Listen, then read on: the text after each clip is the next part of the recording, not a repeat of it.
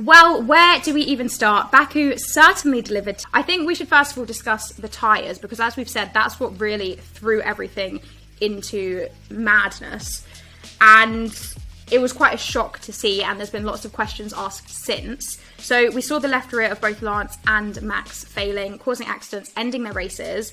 The tyres are now going to be taken away, analysed. They're going to determine whether it was a structural issue, whether it was caused by debris or something else. But John, from what we've seen and heard and know so far, what is your take on it?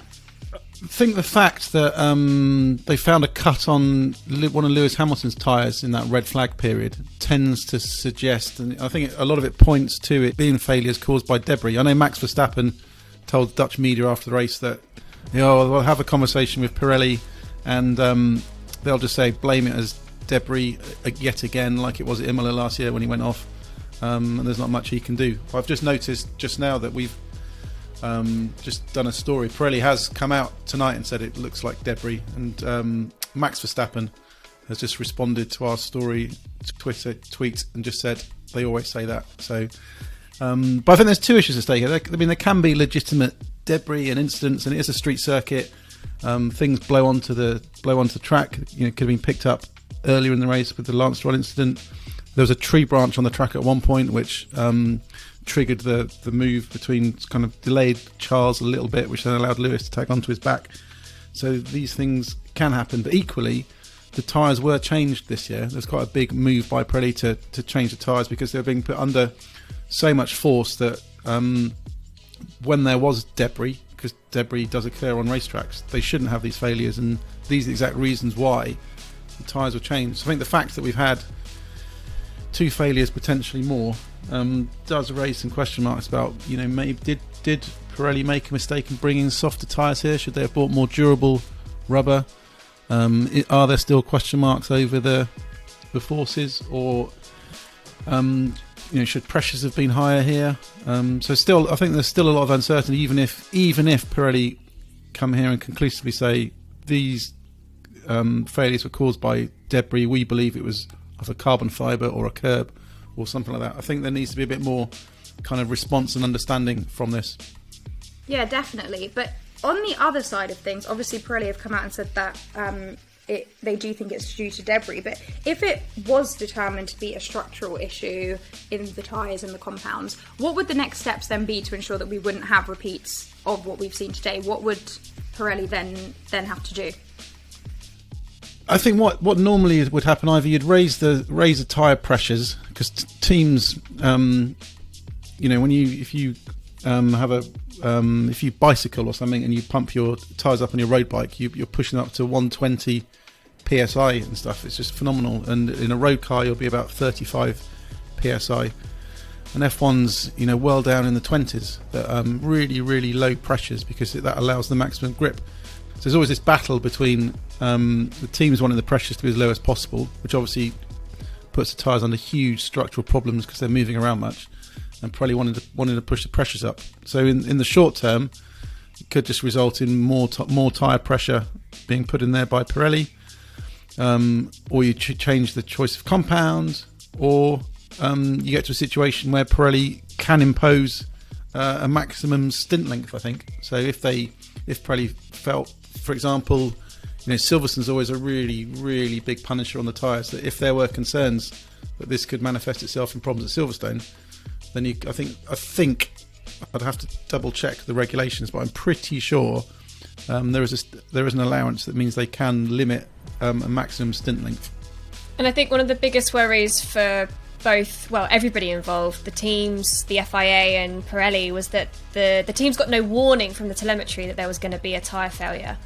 And that's obviously a massive, massive concern for everyone involved, because they do have huge amounts of telemetry on the tyres, and normally they would get some kind of warning that something was going to happen, and they didn't. So I think they're going to be looking into that as well, because that's terrifying, especially at where both tyres failed. It was incredibly scary. It's the highest speed part of the entire circuit. You've got concrete walls either side. It could have been, more catastrophic than we saw even today. Obviously, both drivers walked away a bit shaken, and obviously Max extremely upset. But I think that is a bit of a concern for everyone involved. So not only just kind of what do we do with the tyres, but why was there no warning? It definitely would have stung a lot more had Lewis scored, but he's come out since and said that the issue was actually to do with the brake magic.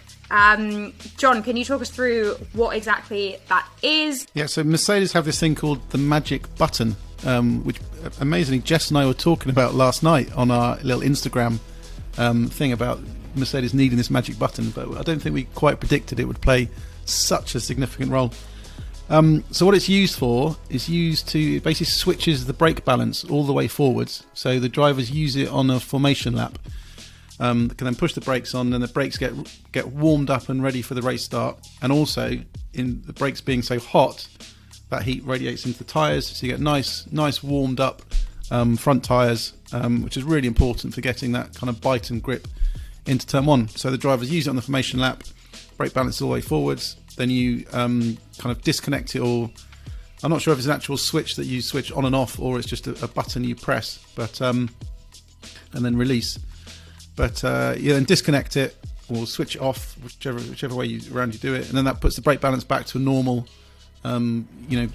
distribution between the front and the rear, and then you're off for the race. So what it appears is that somewhere between disconnecting it and Lewis hitting the brakes for turn one, he accidentally re-engaged it. So all the brake balance was towards the front, and as soon as he hit the brakes, obviously all the braking force of that car shifts to the front. The front's locked up and he's off down the escape road. So a rare error, basically. I think Lewis was a bit shocked afterwards when he came on the team radio and said, "Did I leave the magic button connected? Because I thought I had disconnected it." So it's it's not very often Lewis Hamilton makes a mistake that costs an awful lot of points in a race. It's a really, really rare thing to do. And also what's even more amazing is that, we heard on the team radio about Lewis came on the team radio and said, "This is a marathon, not a sprint. We need to think bigger picture." And instantly at that moment, so we have a little chat room that's open during the window, and we see things from Lewis about, "My tyres are finished, I can't keep going," and then there'll be like 5 consecutive fastest laps. So we thought this is guaranteed that when Lewis says it's a marathon, not a sprint, he's going to be flat out attacking into turn one, and that's what happened. Our podium, completely unexpected. But Checo Perez, what an absolutely fantastic day for him. He qualified 7th, started P6, ending up on the top spot.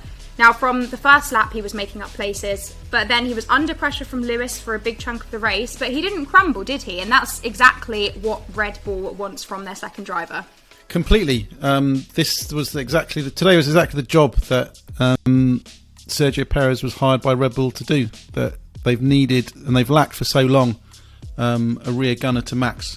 And Sergio did it, I think, even more brilliantly than it appeared on track, because we didn't know he was losing hydraulic pressure during most of that race. The team was really, really worried he wasn't going to even make it to the finish. So huge concerns over that front. And obviously when Max went out, I mean, you could sense the stress on the Red Bull pit wall, because not only could they sense Max isn't there, but the concern equally was that Sergio wasn't going to finish the race. And here's an open goal for Lewis and Mercedes to take 25 points that 5 laps from the end would have looked almost impossible. But Red Bull managed it brilliantly.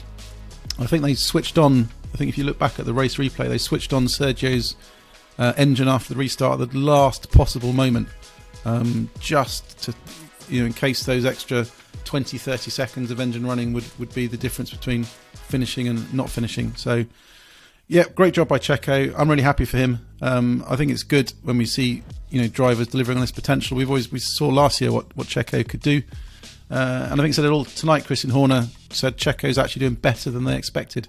So onwards and upwards.